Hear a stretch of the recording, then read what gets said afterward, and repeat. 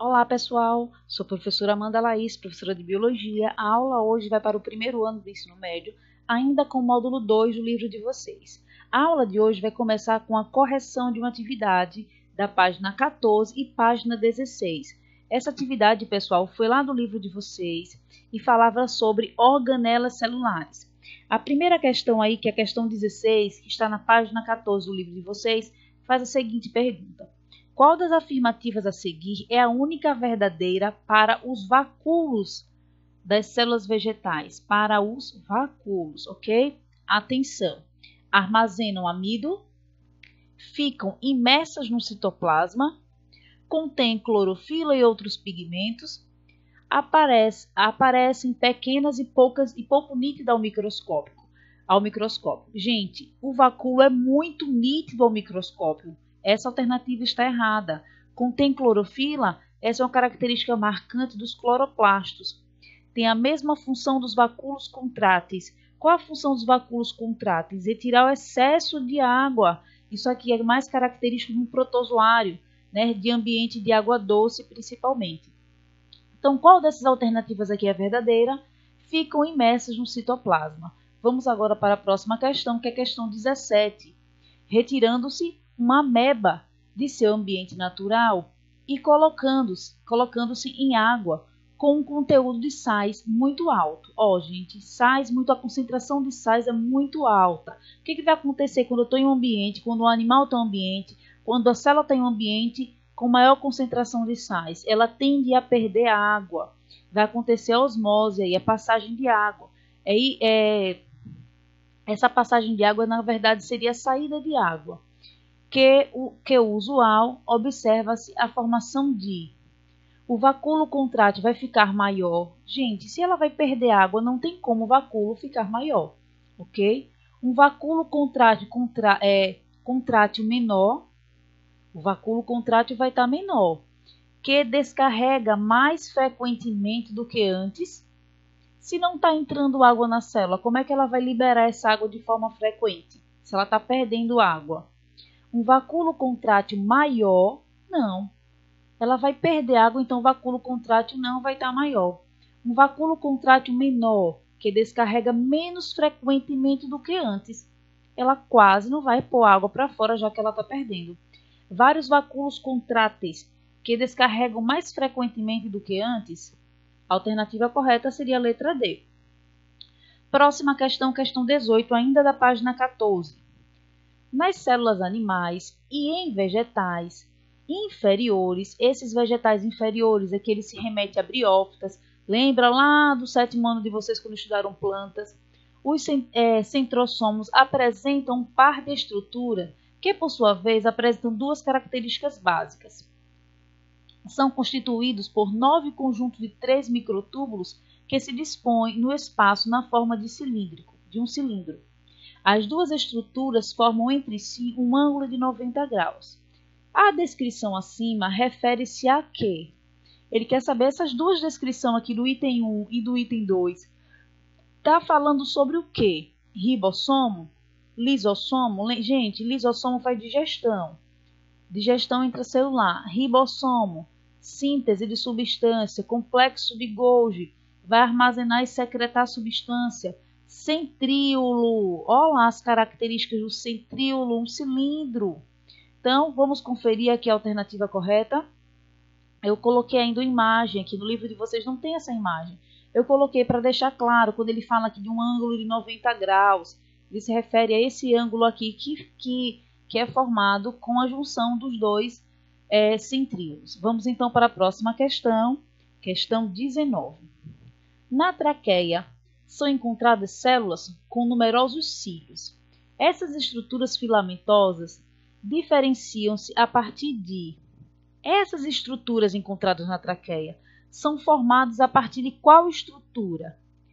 Mitocôndrias. Gente, a mitocôndria, a função é energética, ok? Respiração celular. Dictossomo, ribossomo, flagelos ou centríolos. Essa questão 19 está falando sobre o quê? Centríolo, pessoal. Centríolo que vai ter essa finalidade de formar cílios e flagelos. E aqui é uma imagem da traqueia ampliada, claro, uma imagem computadorizada de ampliação computadorizada, mostrando os cílios, que vai ter a função aí de liberar os agentes estranhos que cheguem a entrar no nosso sistema respiratório. Vamos lá, continuando. Questão 20. Questão 20, pessoal, ainda na página 14. Estruturas formadas por 9 conjuntos periféricos de túbulos proteicos dispostos cilindricamente. Vão observando, pessoal, toda vez que vocês forem responder uma questão, as palavras-chave das perguntas. E aí vocês não precisam voltar várias vezes para ler todo o enunciado, vai direto na palavra-chave. E mais 2 túbulos centrais denomina-se quem?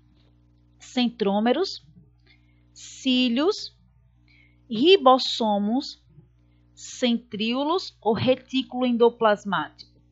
A alternativa correta aqui, cílios. Centrômero é uma estrutura que vai estar na junção lá do cromossomo. Ribossomo também não é, você sabe que o ribossomo é formado de 2 subunidades, ok? Os centríolos também não são, ok? E muito menos o retículo endoplasmático, que está muito próximo lá ao núcleo e não tem finalidade nenhuma dessas características aí mencionadas. Agora vamos lá para a página 16, questão 21. O desenho a seguir representa a concepção idealizada por uma célula. Pelas estruturas representadas, assinale-se o diagrama. Esse diagrama aqui está representando o quê? Aplica-se indiscriminadamente a qualquer tipo de célula. Qualquer tipo de célula, pessoal, vai ter essas palavras-chave aqui, ó, cloroplastos, vacúolo, parede celular. São estruturas muito marcantes de um tipo de ser vivo, principalmente esse nome aqui, cloroplastos. Então, não são todos os tipos de célula que vai ter cloroplasto. Aplica-se igualmente a todas as células superiores, vegetais ou animais. Não, não é somente superiores. É superiores e inferiores dos vegetais, mas o animal também não se inclui. Apresenta células vegetais capaz de função clorofiliana. Essa célula tem função clorofiliana? Vamos ver o restante. Representa células animais? Não, de jeito nenhum. Representa células animais? Não. Então, essas duas alternativas aí estão erradas. A correta é a letra C. Vão marcando aí no de vocês, na página 16 ainda, a questão 22.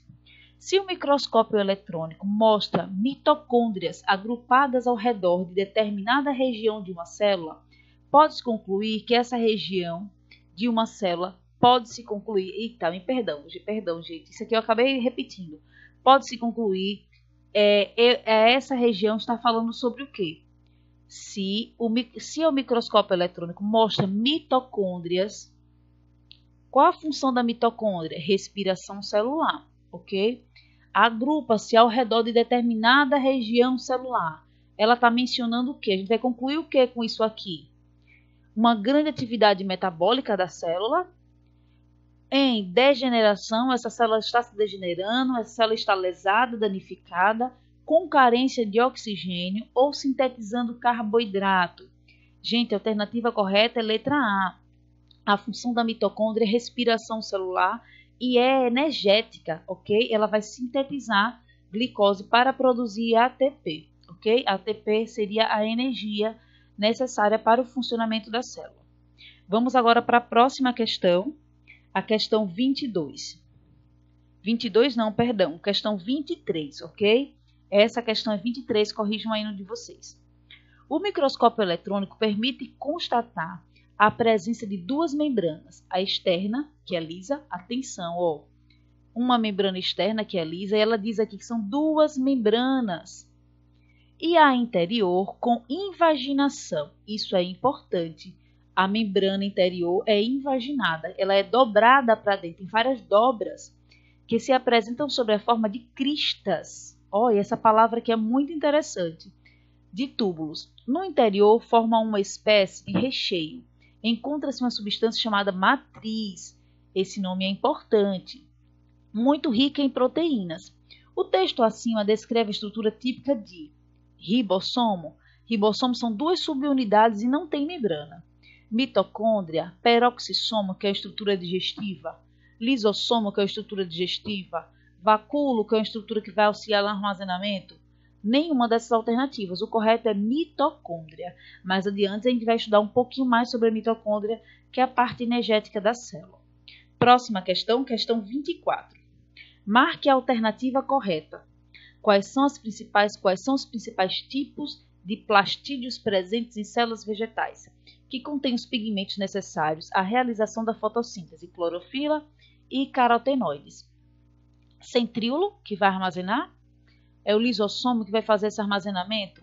É a mitocôndria? É o vacúolo ou são os cloroplastos? A alternativa correta, claro, o cloroplasto. É ela que vai auxiliar no armazenamento da clorofila e de outros pigmentos que vão auxiliar no processo de fotossíntese. Prestem bastante atenção. Vamos agora para a última questão. Assinale a alternativa que seja válida tanto para as mitocôndrias quanto para os cloroplastos. Qual dessas alternativas vai se referir, é uma característica que pode ser mencionada para essas duas organelas? Presença de GRAM em seu interior? Estão presentes em todos os tipos de célula? Todas as células vão ter mitocôndrias e cloroplastos?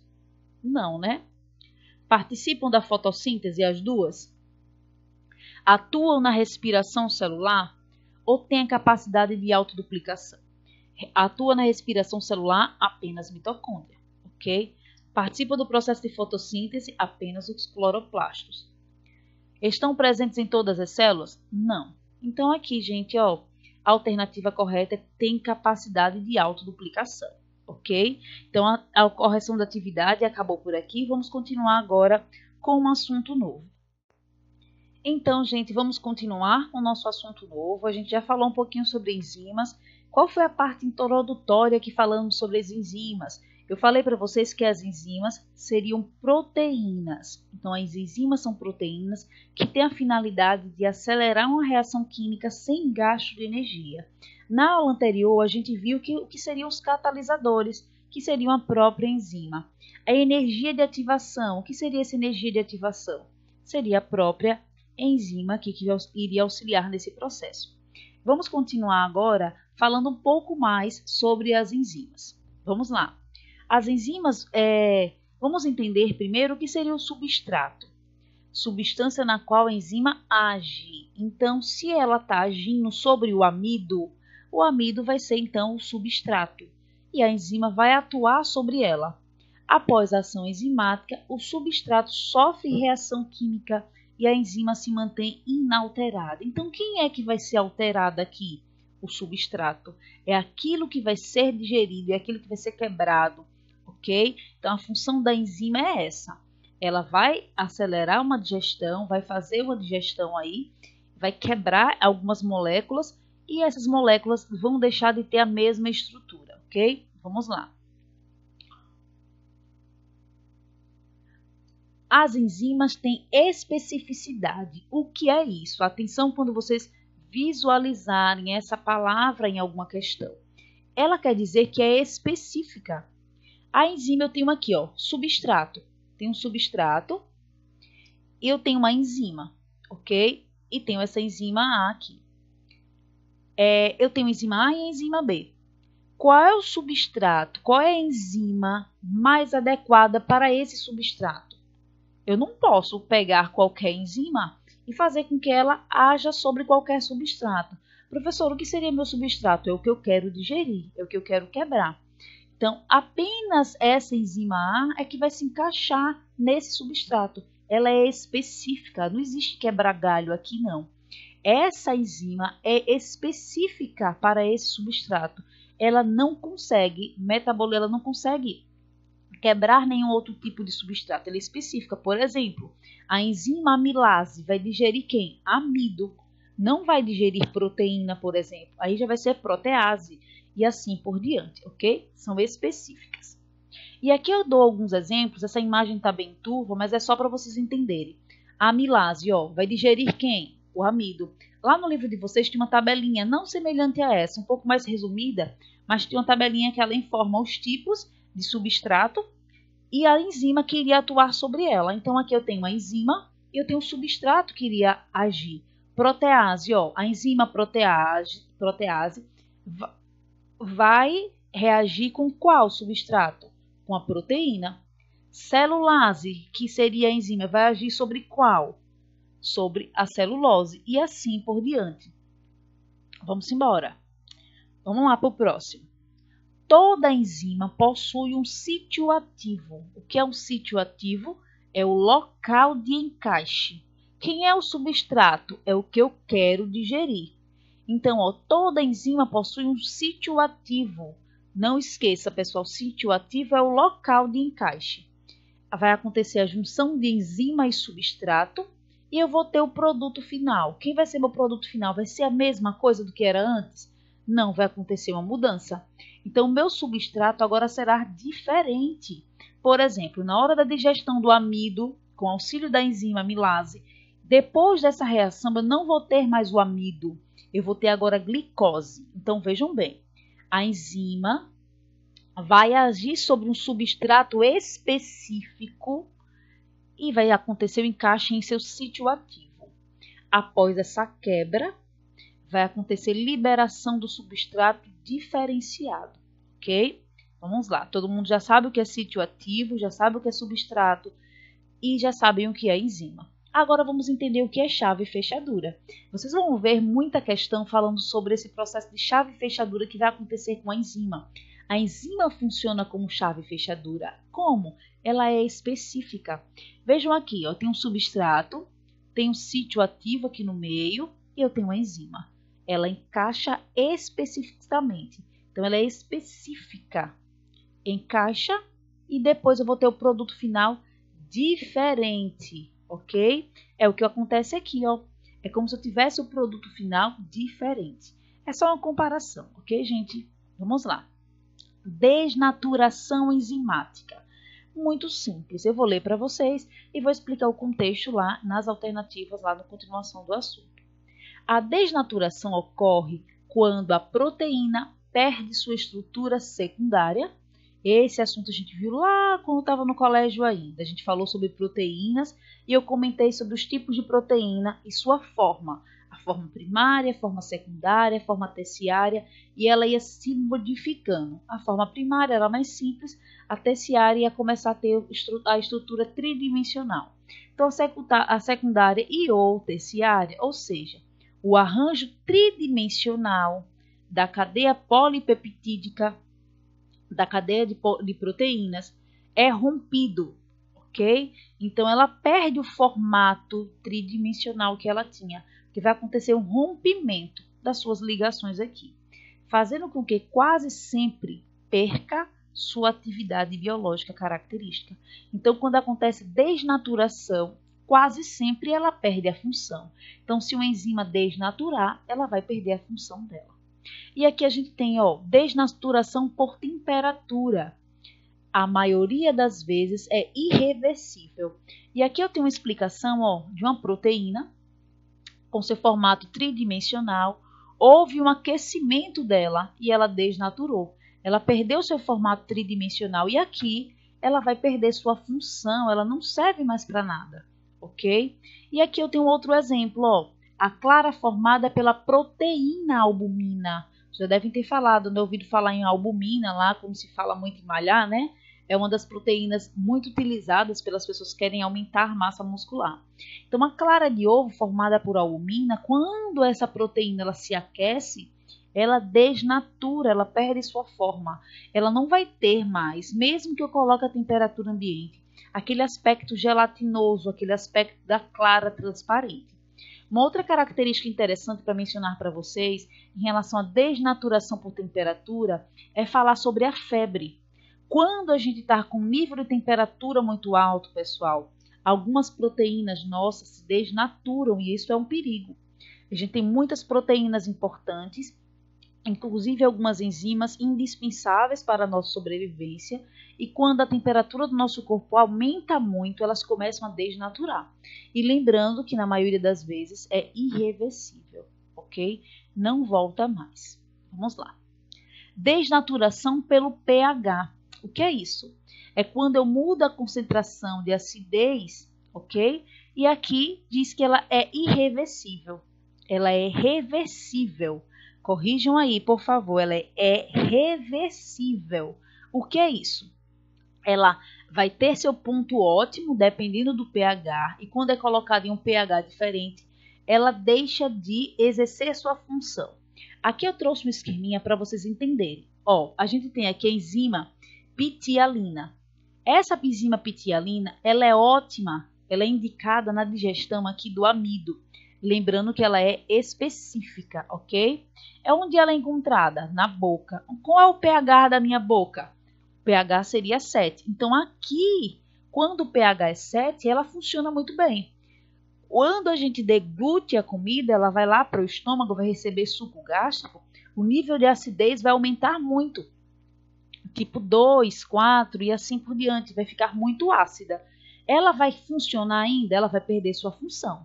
Porém, se ela chegar de novo essa enzima em um pH básico, como era antes, ela vai exercer normalmente sua função. E aqui a gente tem outros exemplos, ó. A pepsina, que o substrato aqui seria a proteína, ela vai auxiliar no processo de digestão de proteínas. O pH é quanto? Muito ácido, 2. Eu encontro onde? No estômago. Se essa pepsina tivesse na boca, ela não ia ter função nenhuma, porque ela só age se o pH tiver 20. E se tiver na boca e depois voltar para o estômago, ela volta a funcionar, ok? Não esqueçam que aqui é reversível. Vamos lá. Holoenzimas, o que seriam isso? O que é isso, holoenzima? Sempre, pessoal, que estiverem acompanhando o conteúdo, é bom que vocês acompanhem também lá no livro de vocês, ok? Porque eles estão fazendo essas observações que eu comento com vocês durante a explicação. É formada por uma parte proteica, holoenzima, atenção, que necessitam de íons ou moléculas orgânicas ou inorgânicas necessárias para serem ativadas. Então, as holoenzimas não funcionam sozinhas.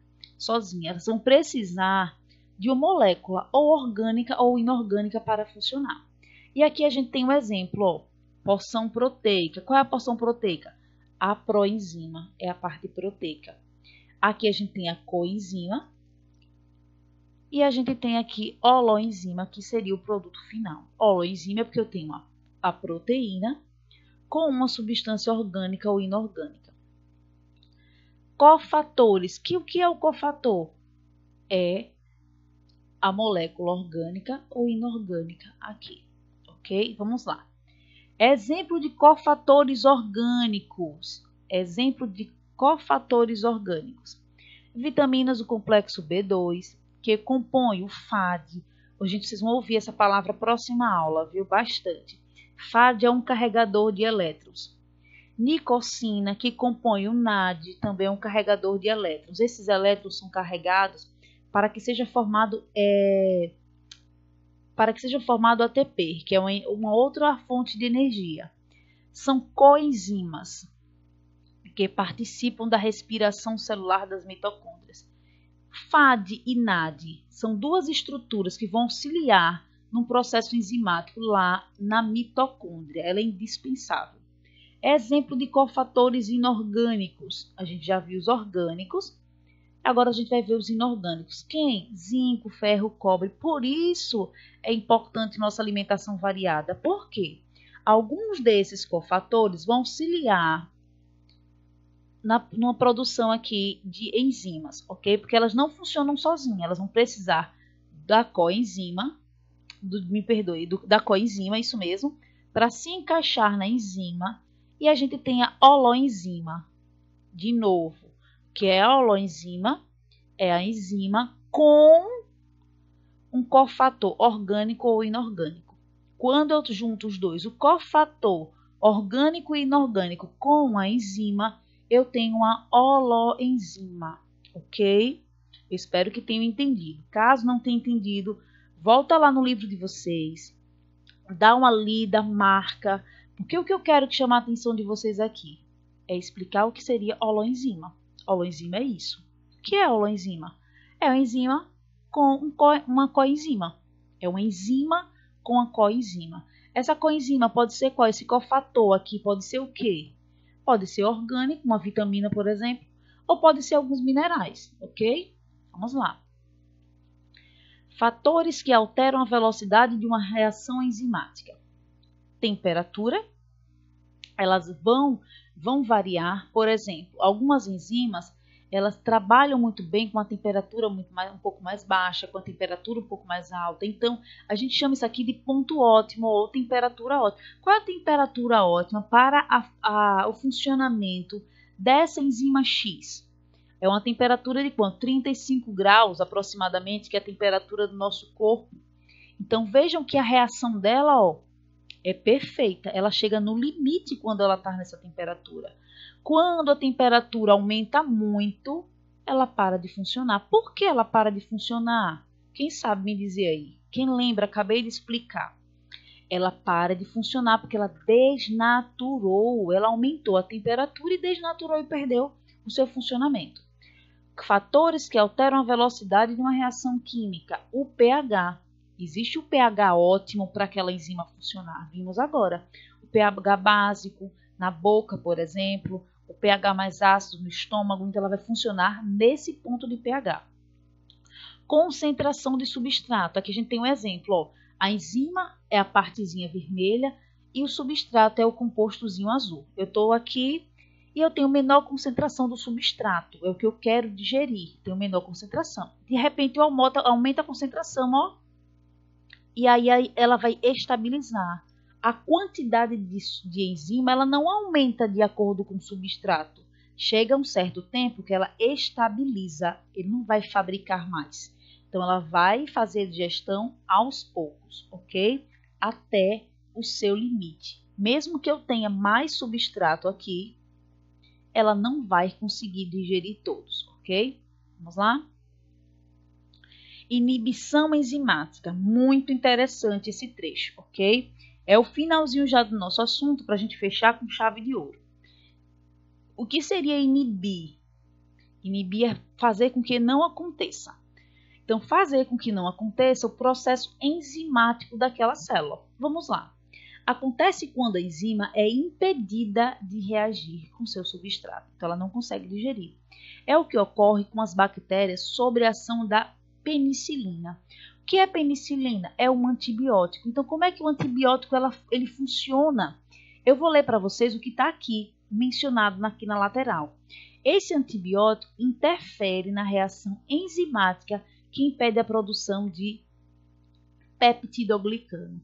Peptidoglicano é a substância utilizada pela bactéria para estruturar sua parede celular.